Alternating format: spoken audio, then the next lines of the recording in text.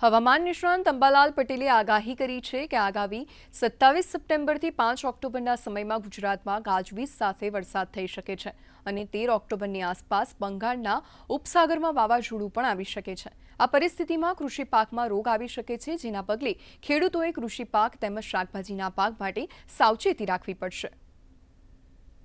27 સપ્ટેમ્બરમાંથી 5મી October અને 10થી 13 October વચ્ચે રાજ્યના ભિન્ન ભિન્ન ભાગોમાં વરસાદ થવાની શક્યતા રહેશે।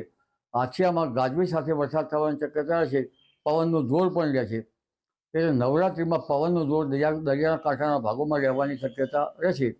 તો કૃષિ પાકો અંગે જોઈએ તો પવનની ગતિ વધારે રહેશે, એટલે તારીખ અત્યારે હાલ તો 22 તારીખ સુધીમાં ઝાપટા પડવાની શક્યતા રહેશે, પણ તારીખ 25થી 28 અને 30માં કેટલાક ભાગમાં ભારે વરસાદ, ઝાપટા અને પવનનું જોર રહેશે, જેથી કૃષિ પાકો પડી જવાની શક્યતા રહેશે। ઉપરાંત તારીખ 23 સપ્ટેમ્બરમાંથી 26 ઓક્ટોબર વચ્ચે ગરમી પડશે।